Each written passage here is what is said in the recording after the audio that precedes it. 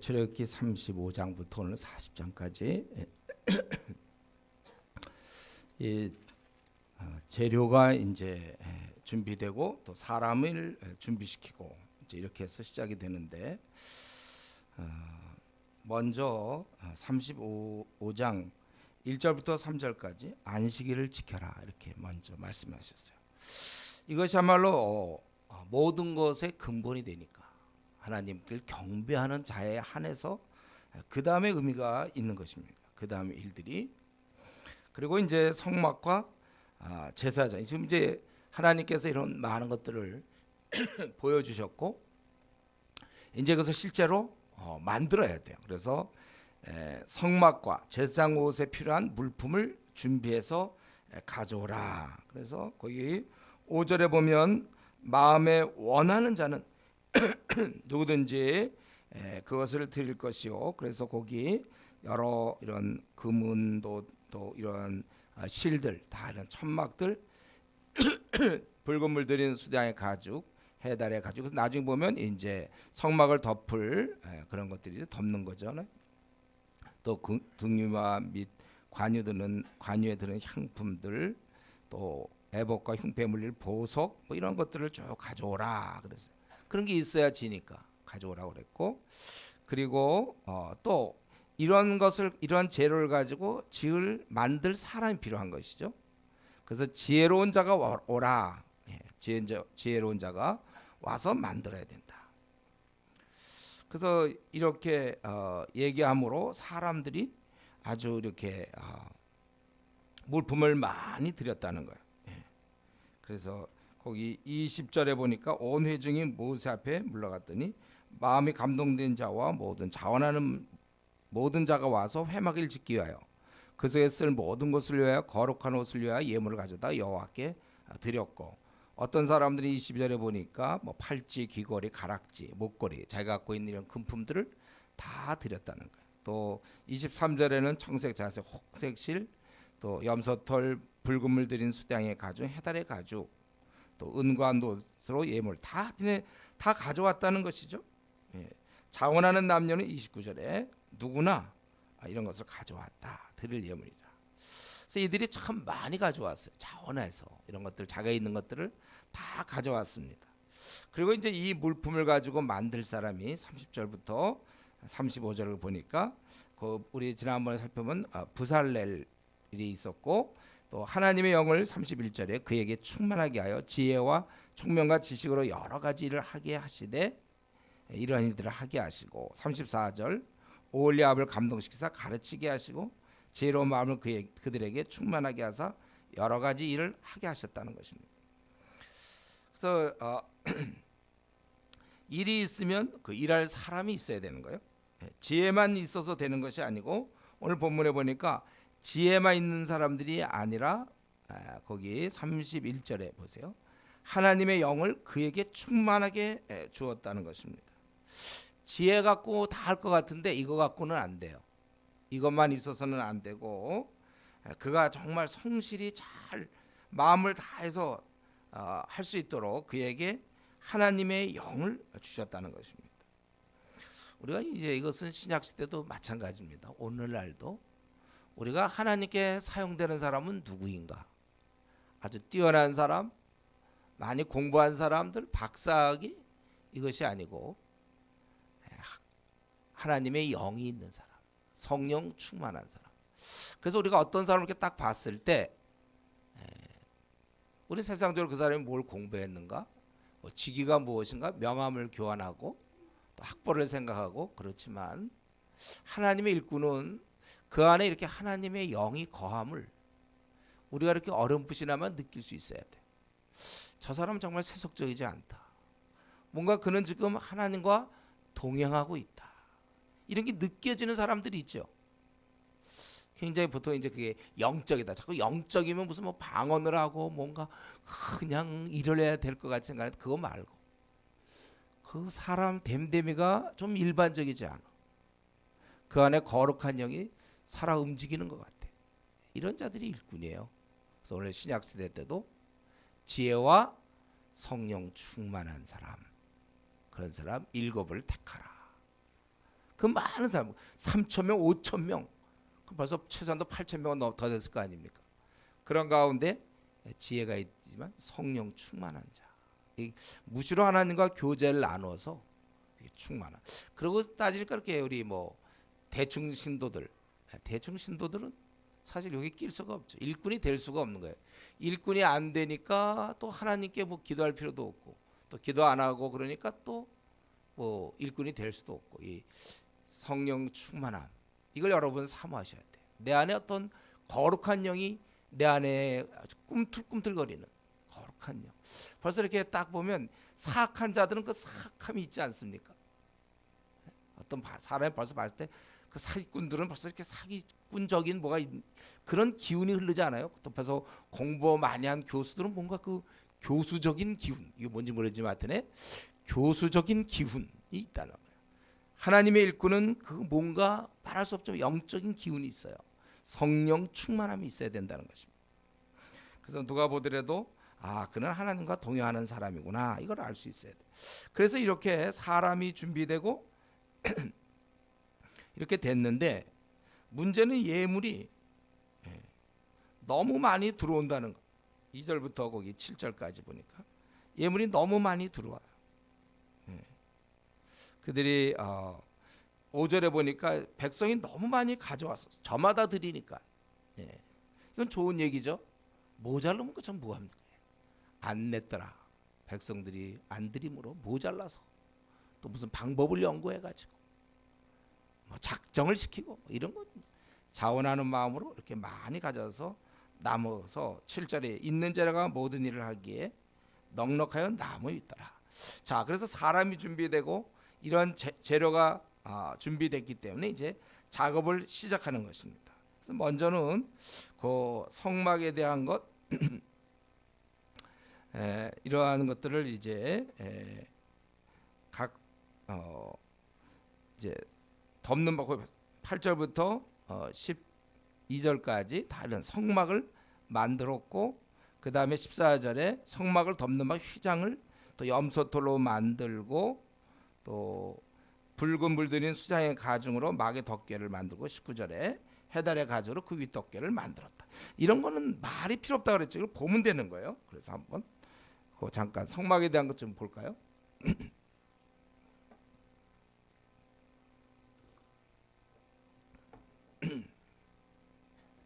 네, 이거 여기 성막이잖아요. 이것에 대해서 이러한 휘장들을 다 만들었고, 여기 덮개가 있어요. 덮개가 이제 그 방금 얘기한 지난번에 이거 다 살펴봤기 때문에 거기에 보니까 염소털로 덮고, 그리고 나서 또 19절에 있는 수장의 가죽으로 막의 덮개를 만들고, 또 해달의 가죽으로 윗덮개를 만들었더라. 아마 여기 나와 있죠. 이렇게 염소털, 요게 수장의 가죽, 그 다음에 여기 해달의 가죽으로 해서 이렇게 막았다는 거예요. 이 안을. 그리고 또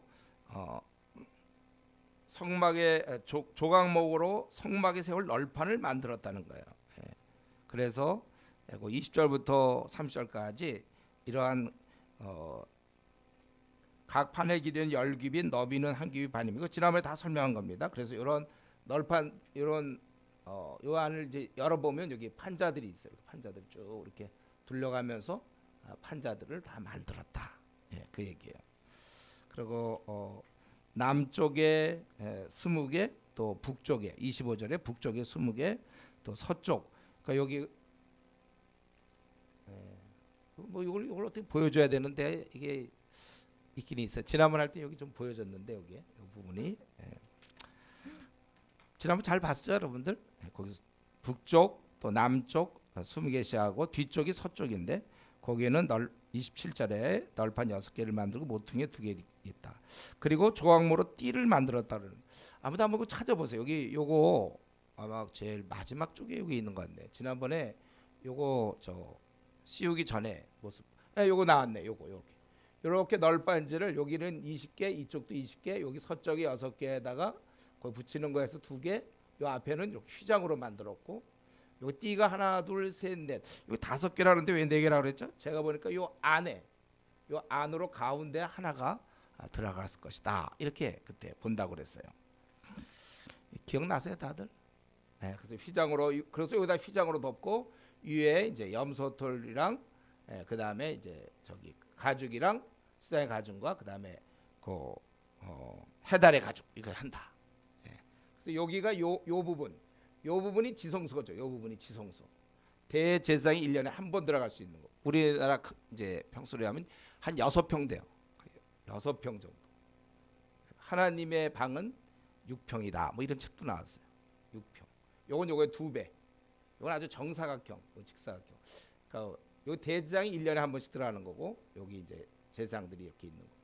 요걸 이제 아까 지금 휘장으로 덮었다 그거고. 예. 거기 3절에 있는 성막을 위한 널판을 만든 나무로는 남쪽에 널판이 20개고 또 북쪽을 위하여 이렇게. 그래서 여기가 이쪽이 북쪽, 여기가 남쪽, 저기가 서쪽, 여기가 동쪽. 여기 입구죠. 들어가고 하나 더 있어. 휘장이 하나 더 있어서 이제 들어가면 지성소. 이건 성소. 하나, 둘, 셋, 넷. 하나가 가운데 있다. 5개. 띠를 만든다고 그랬잖아요. 그래서 31절에 또 조각모로 띠를 만들어서 그 성막 이쪽 널판을 위해 5개요. 저쪽도 이렇게 했는데 중간에 띠를 만들라는 거 그게 아마 한계가 될 것 같아요. 그리고 휘장에 대한 얘기는 이렇게 만들어라. 이거 충분히 이거 이해되겠죠? 그리고 37장. 이거 지난번에 충분히 그때 설명을 했기 때문에 오늘 약간 복습하는 기분으로 37장. 그리고 이제 아주 중요한 게 뭡니까? 언약궤죠. 언약궤. 37장에 조각목으로 이제 아카시아 나무로 해서 궤를 만들었고 이때는 전부 금으로 다 싸는 거예요. 이 나무에다 금으로 싸고 그래서 궤를 이제 만들었는데 이게 바로 궤죠. 이 궤. 요 크기가 여기 성경에 다 나와 있어요. 요 궤.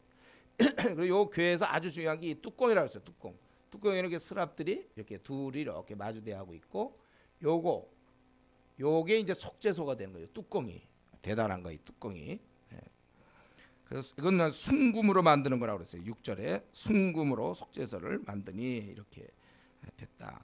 그래서 언약궤가 우리 25장에서 자세히 설명되어 있고 여기 9절까지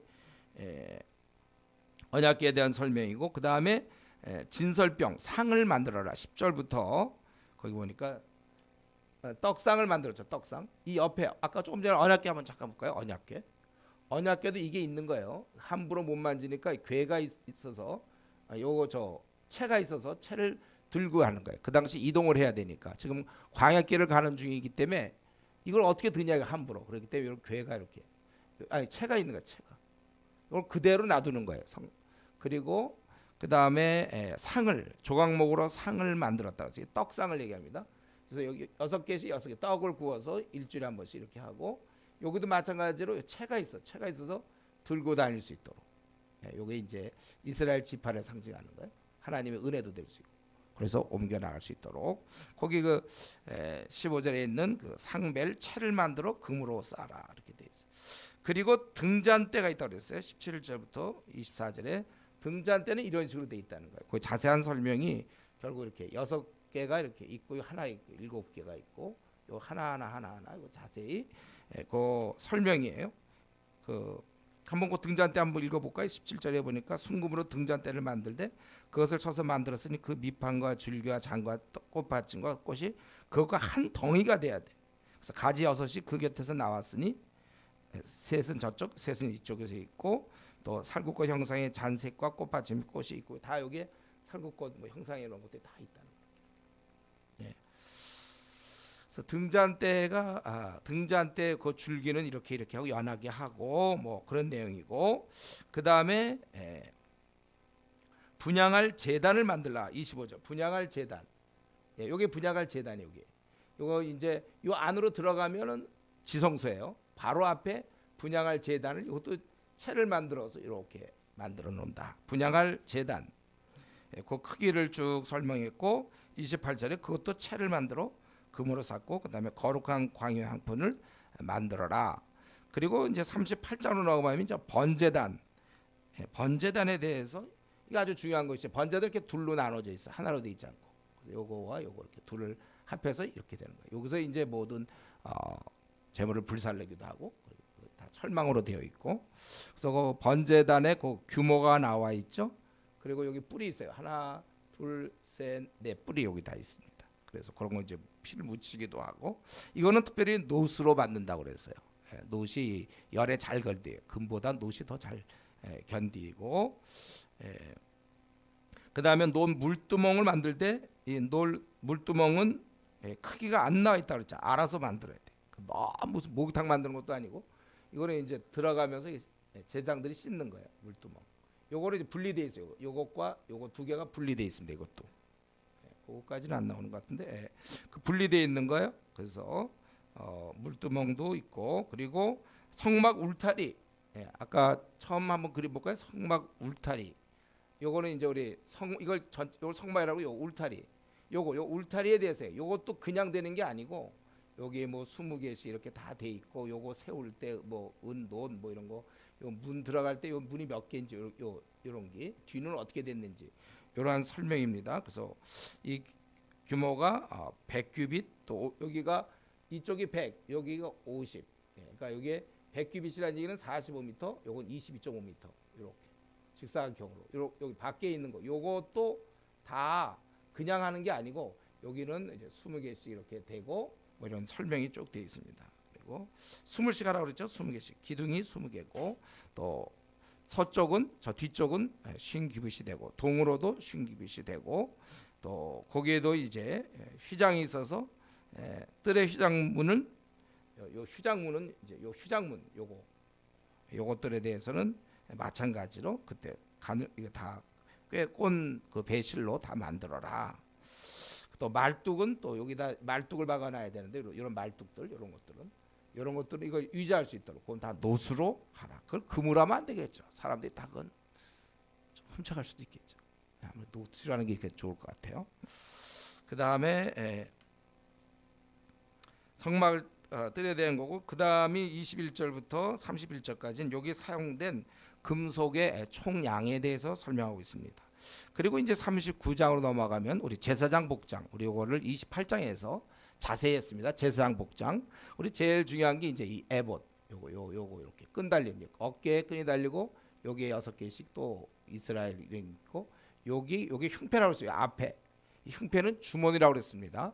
주머니에 12개 보석이 있고, 보석의 이름은 굳이 알고 싶고 외우고 싶은 사람들은 그것은 10절부터 13절까지 뭐 우리 들어도 잘 모르겠는데, 하여튼 이런 것들이 있더라고요.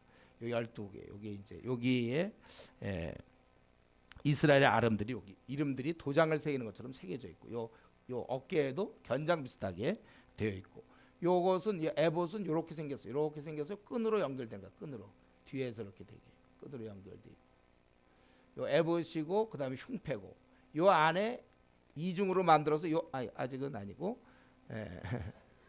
보수에 관심 많네요.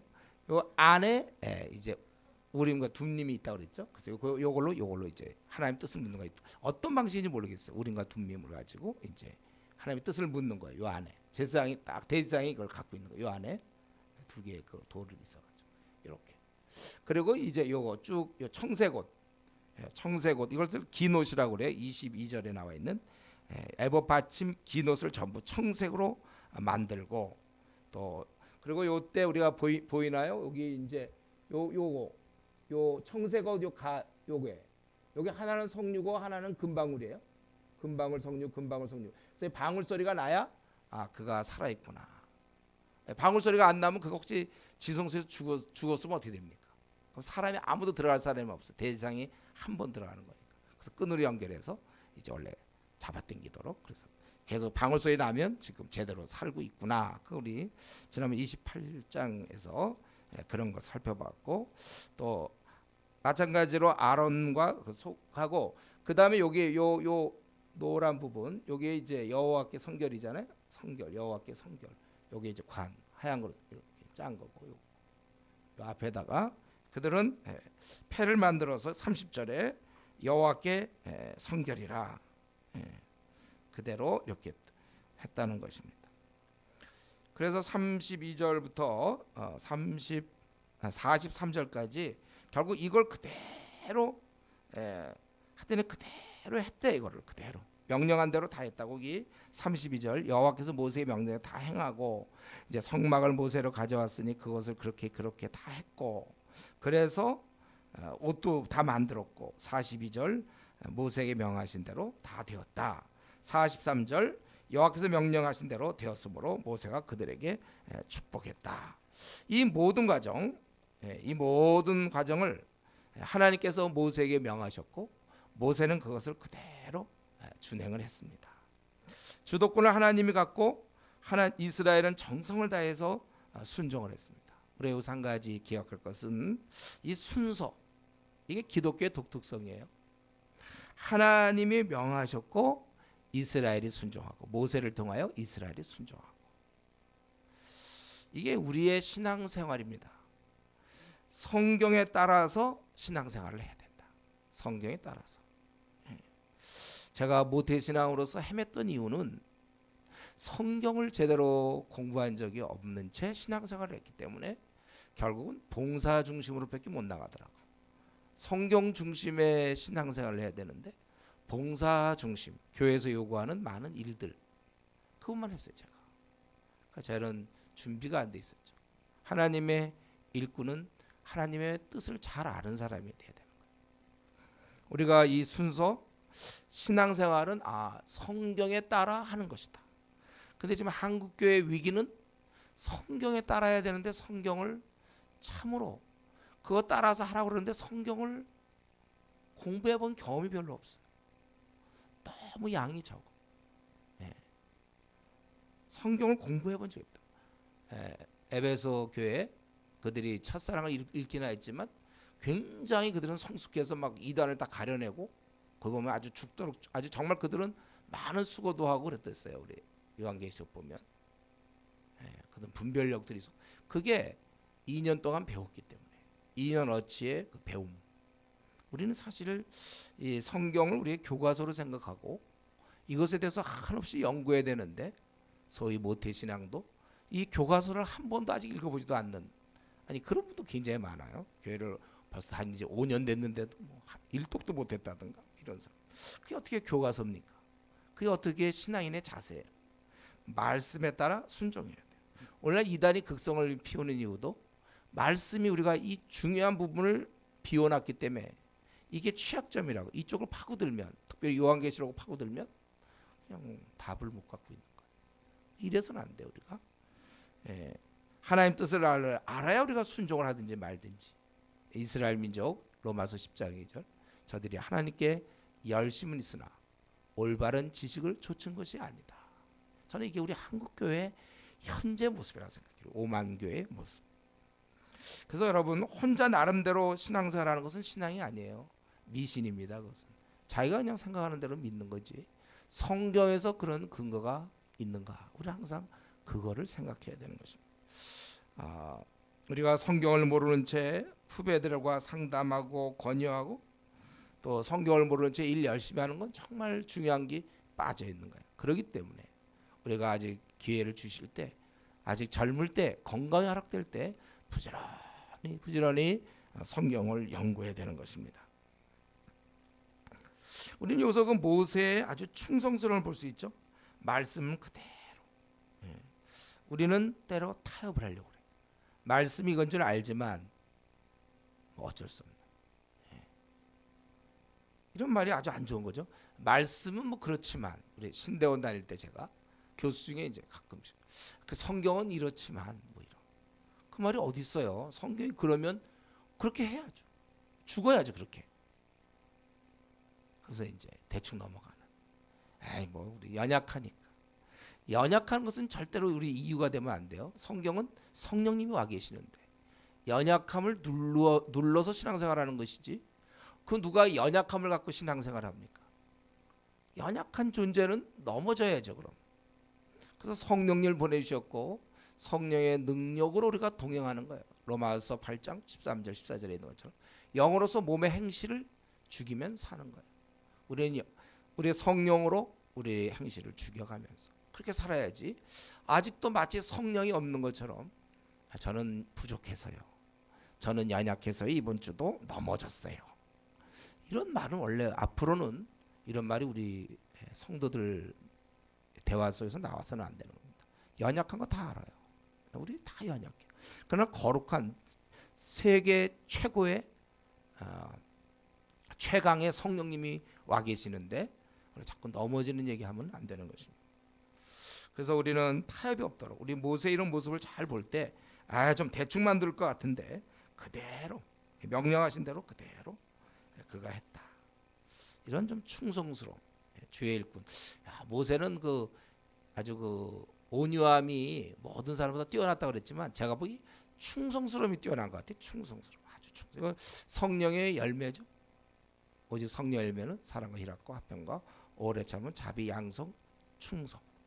아주 충성스러운 사람이 있고 대충 건들건들하는 사람이 있어요. 신앙생활 할 때도 보면 정말 어떻게 보면 정말 좀 고지식하다시피 이렇게 좀 그냥 충성스럽게 하는 사람이 있고 좀 이렇게 대충 넘어가면 이런 스타일의 신앙생활.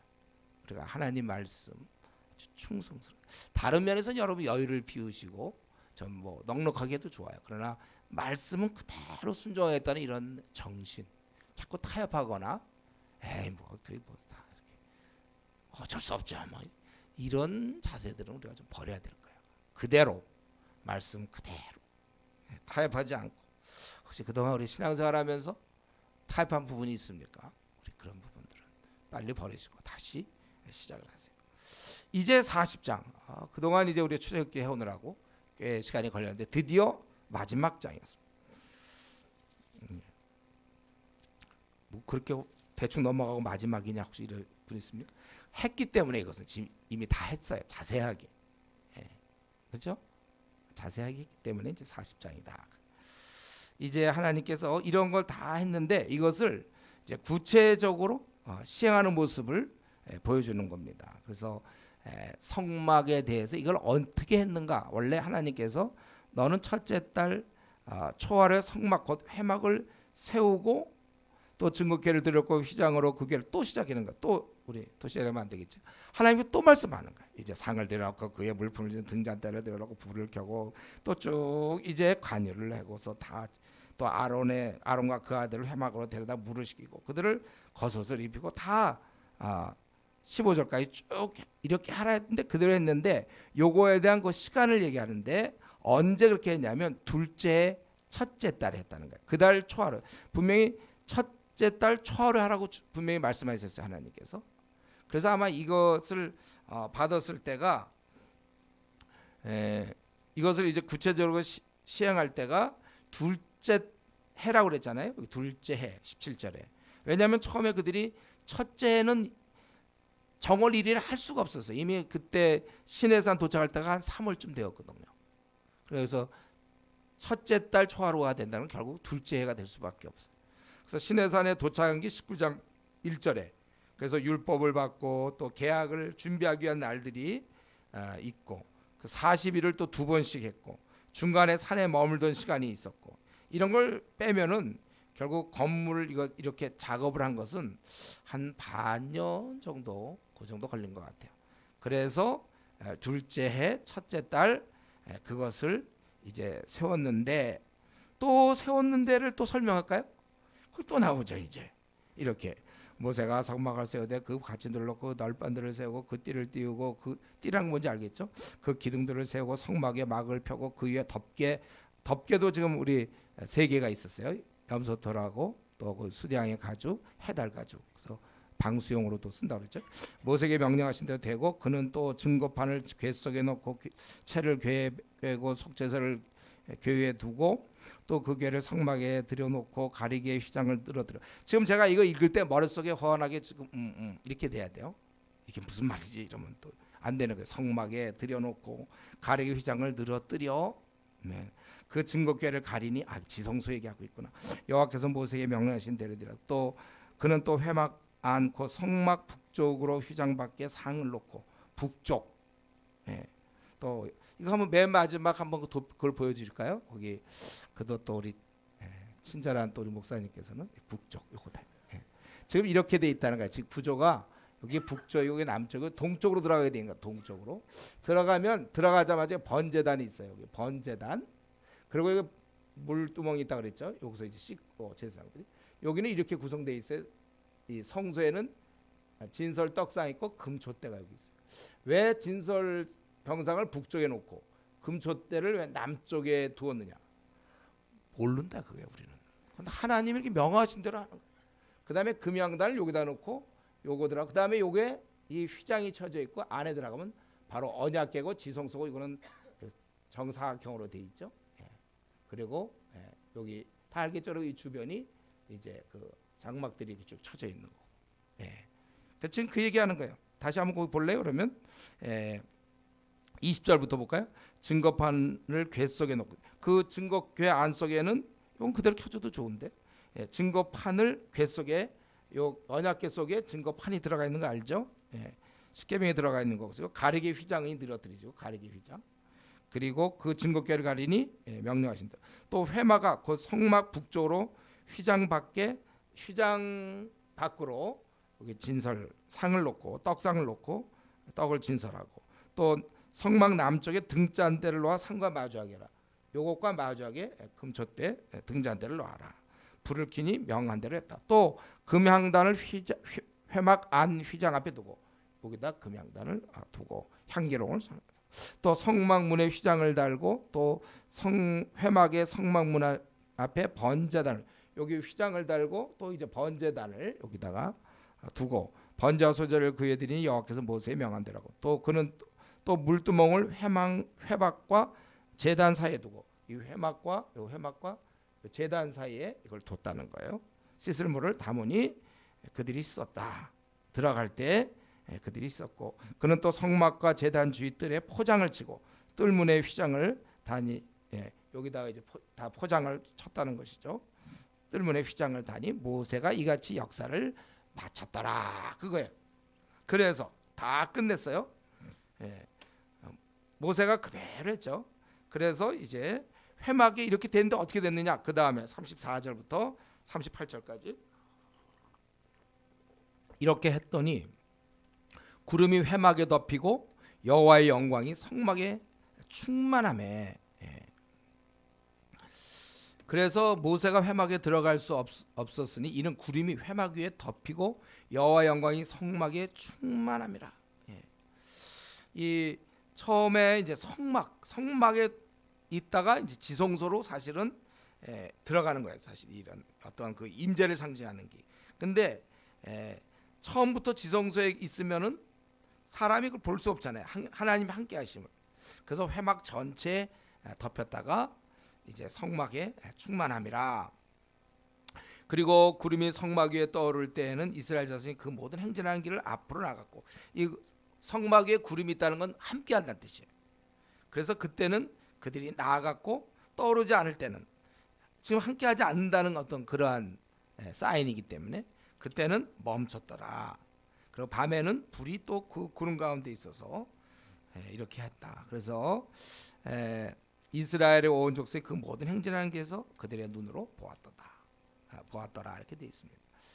지금 여기 이제 우리 19장에서 시내산에 도착하여 그리고 모세가 결국은 하나님께 나아가서 이런 여러 지시를 받게 되는데 이스라엘은 죄 때문에 하나님을 직접 만날 수는 없었죠. 그러나 이 계심을 알게 되었고 특별히 이 지성소가 있어서 이 성막이 있어서 우리 인생들과 더불어 계시는 구름 가운데 임재하시는 우리가 하나님을 알게 된 것입니다.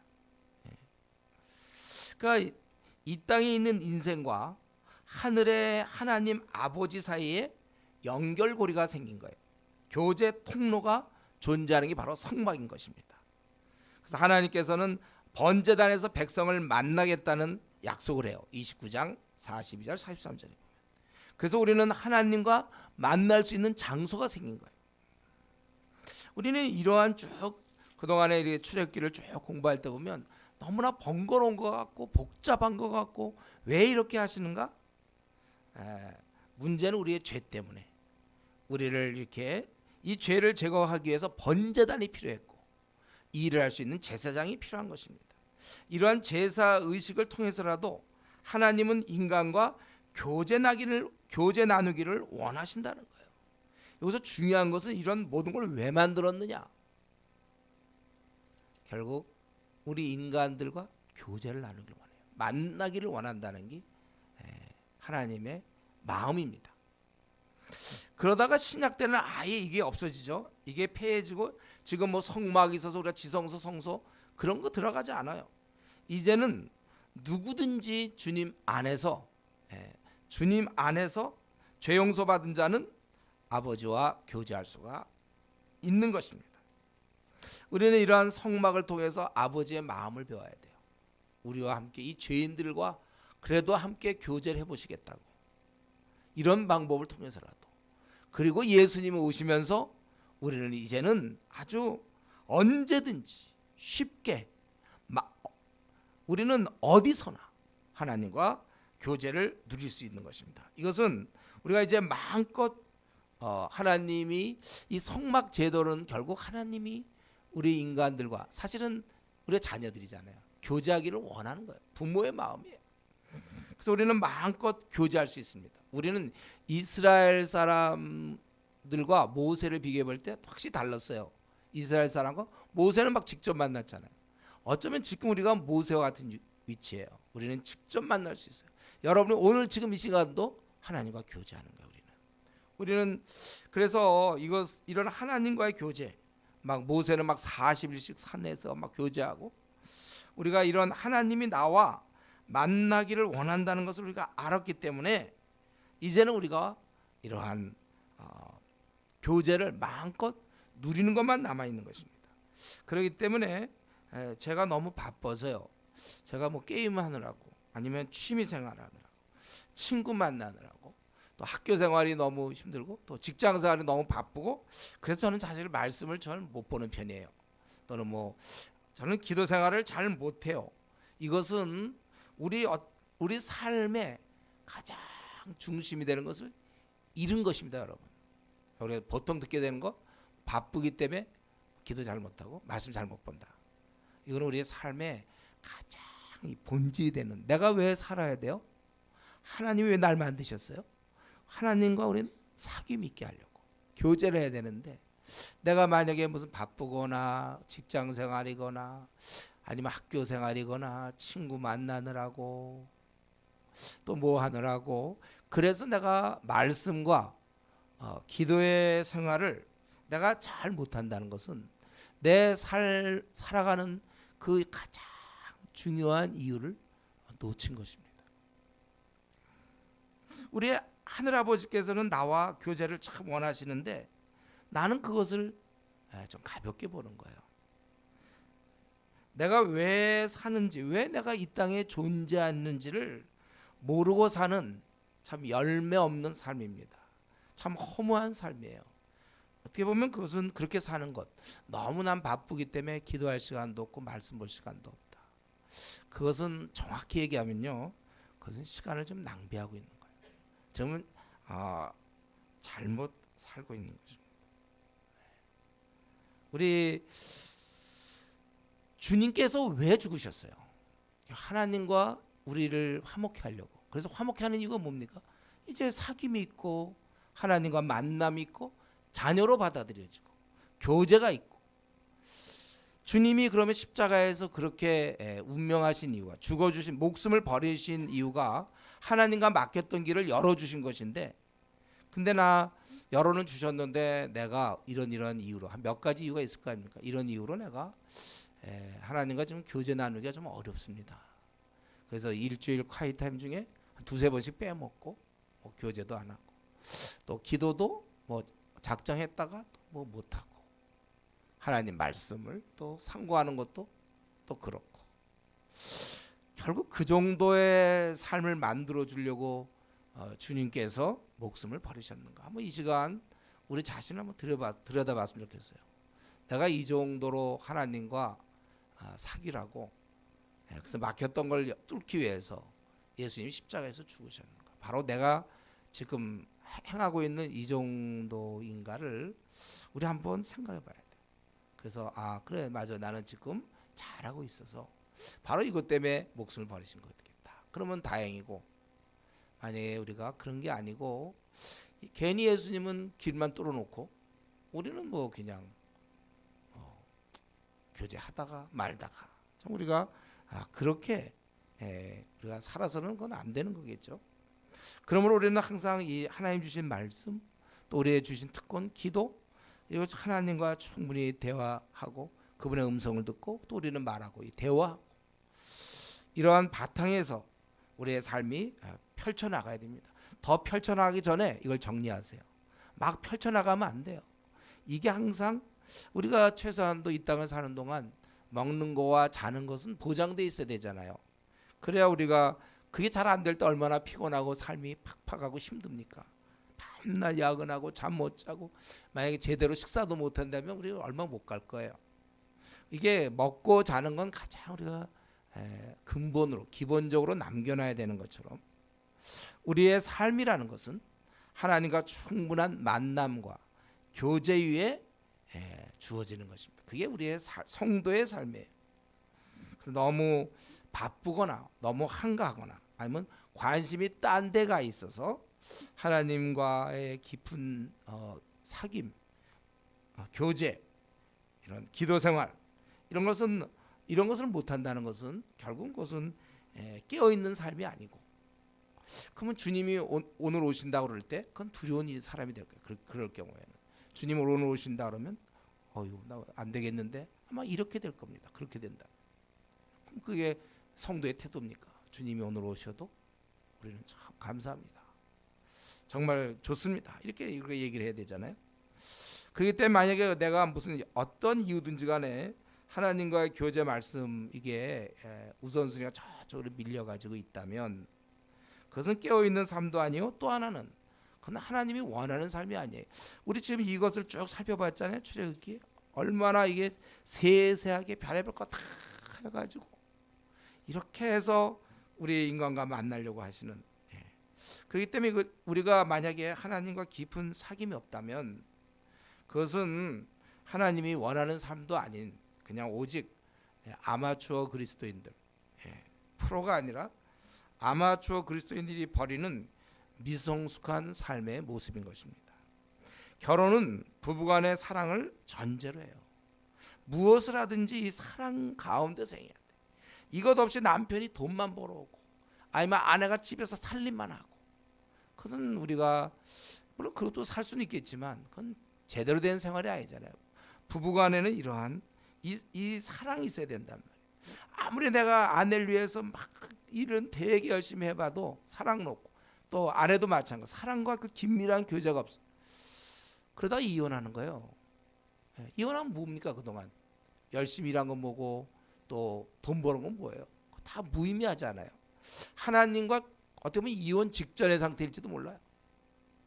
그러니까 주님이 오신다면 오늘 재림한다 막 두려워하고, 그거는 이미 벌써 주님 오시는 걸 두려워한다는 건 벌써 관계가 안 됐다는 얘기예요. 그건 남을 탓할 거 없어요. 물론 한국 교회의 연약한 모습 때문에 내가 제대로 교회에서 못 배웠다, 또 뭐 나는 뭘 못했다, 혹시 우리가 그렇게 얘기할지 모르겠어요. 그러나 어쨌든 본인의 책임이 있는 거죠. 이것 없으면, 부부간의 사랑의 의미가 없으면 결혼은 그거는 의미가 없는 거예요. 우리 그리스도인이 하나님과의 깊은 만남, 언제든지 그분을 생각하면 떠올리면 좋고 모든 걸 털어놓을 수 있고 마음을 토할 수 있고, 이러한 하나님과의 교제를 전제로 하는 삶이 바로 그리스도인의 삶입니다. 지금 이스라엘 민족이 지금 사실은 어떻게 보면 우리는 지금 꽤 뭐 복잡하지만 굉장히 초라한 거 아니에요. 요즘 보면 6평 되는 방에서 쉽게 보면 하나님이 거하시겠고, 뭐 수양의 털이니 무슨 염소 털이니 무슨 가죽이니, 이런 것들 다 사실은 사실 그것만 생각하면 그건데, 그래도 하나님께서는 그걸 둠으로써 이스라엘 민족의 다른 민족과 구분되는 게 그거지만, 그래도 이동해야 되고 밤낮 그런 거지만, 우리도 마찬가지로 우리 하나님과의 교제에서 우리는 깊은 사랑을 경험하는 거예요. 여기서 격려를 경험합니다. 험한 세상을 살 힘을 얻을 수 있어요. 이런 일 전에 우리 뜻대로 되는 것보다 안 되는 게 더 많잖아요. 살다 보면. 그래도 우리는 여기서 여호와는 나의 요새가 되시고 방패가 되시고, 우리 하나님께서 나의 힘이 되시는 걸 우리가 생각을 하면서 여기서 매일매일 살아가는 것입니다. 그렇기 때문에 하나님과의 교제는 내 삶의 뿌리라고 볼 수 있어요. 이런 교제를 바탕으로 나머지는 결과라고 얘기할 수 있습니다. 그러므로 우리의 삶에 있어서 중요한 것은, 이런 얘기는 제가 백날 해봐야 우리 하나님과 교제가 중요하다, 기도생활 말씀생활이 중요하다, 이거는 모르는 사람 없어요. 문제는 이제 시간, 내 24시간 중에 그게 얼마큼 그걸 차지하고 있는가. 제가 기도생활 할 때 늘 얘기했죠. 기도생활에서 제일 중요한 거는 몇 시부터 몇 시까지가 내 기도 시간이다. 이거 없는 사람은 아직도 떠돌이에, 그거는 기도생활을 지금 제대로 하는 게 아니라고 그랬어요. 몇 시부터 몇 시까지가 내 기도 시간이다. 시간을 확보해 놓는 것이 중요한 것입니다. 우리는 어떤 것을 계획을 세울지라도 내 삶을 계획 세울 때 하나님과의 경건, 하나님과 교제를 확보한 후에 나머지를 계획 세워야지, 이걸 먼저 세워놓고 그래서 너무 시간이 없는 나머지 말씀도 대충 뭐 기도도 대충 하고 콰이트함도 대충 하고 뭐 이렇게는 건 삶이 뒤죽박죽 되는 거예요. 우선순위가 안 되는 거예요. 이게 이제 힘 있는 그리스도인과 힘이 없는 그리스도인의 차이점이 바로 이런 것이죠. 여러분, 우리가 교제의 길이 이렇게 활짝 열려 있는데 내가 어떤 건지는 잘 모르겠어요. 사람마다 다 이유는 다른데 어쨌든 다른 일을 하느라고 하나님과의 교제가, 소도 사야 되고 장가 가야 되고 밭도 사야 되고 또 뭐 우리 같으면 직장 생활에 뭐 학교 생활에 무슨 생활, 그래서 7번째 정도로 밀려서는 안 된다는 것입니다. 이건 어리석은 거예요. 하나님을 우리가 믿는 자인데 여기서 우리가 누려야죠. 바울사도 얘기한 것처럼 로마서 5장 2절에 있는 것처럼 하나님의 영광을 바라고 즐거워해야 돼.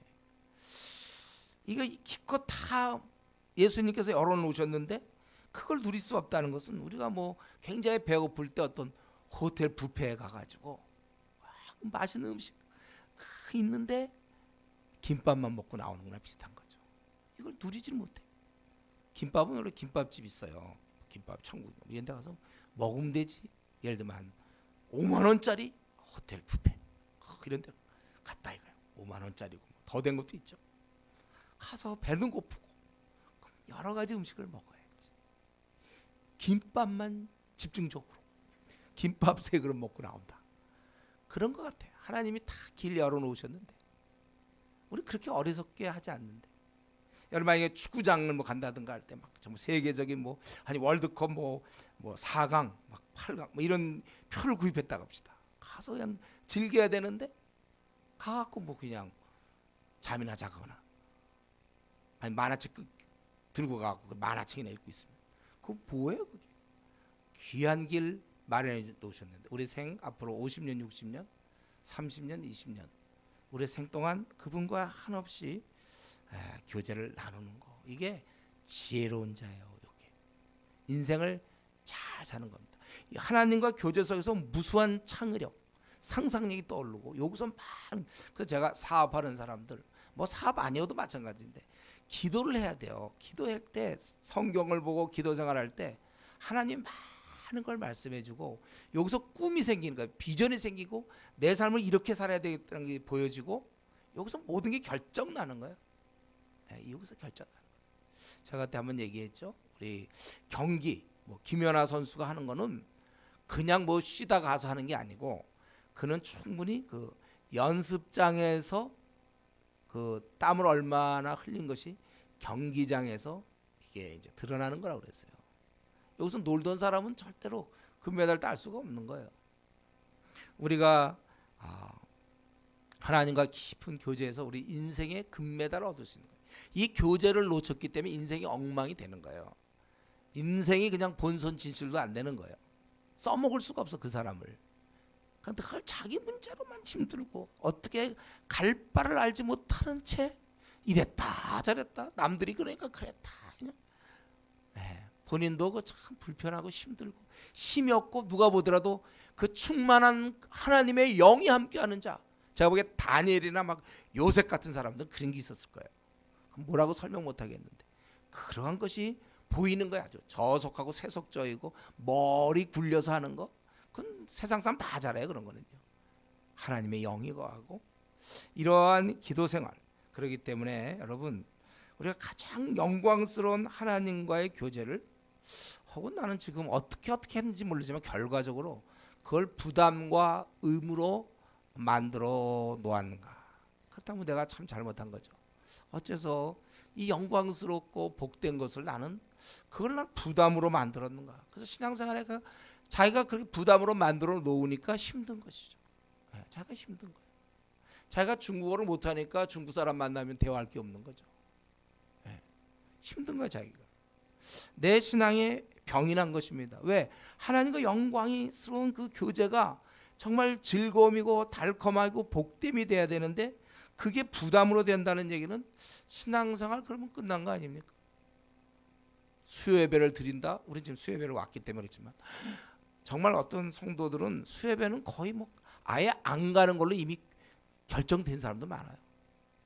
기도, 뭐 새벽 기도, 그거는 이제 고3 때 아니면 이제 직장 앞두고 뭐 결혼 앞두고 비상시에 나가는 모임, 새벽 기도 이렇게 되는 거죠.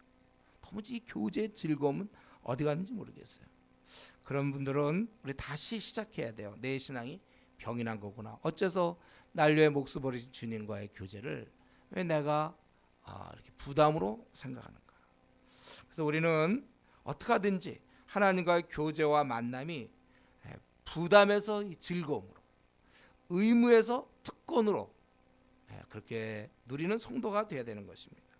그러므로 이제부터 우리가 이러한 성막의 이런 세세한 모습들, 결국 이 하나님의 우리와 함께 하려는 그 마음을 우리가 좀 읽으면서 우리도 하나님과 동일한 마음을 갖고 나도 내 아버지와의 교제. 우리 이번에 이산 뭐 가족 상봉하는 거 헤어질 때 얼마나 섭섭합니까? 그 기다리고 설레이고 막 이런.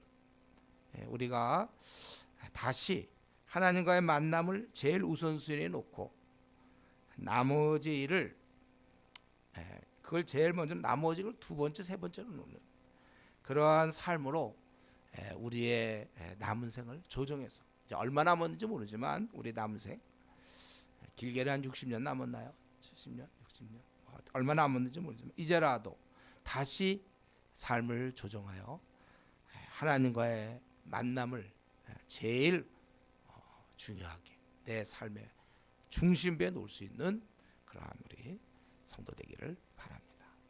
이 시간 같이 통성으로 기도합시다.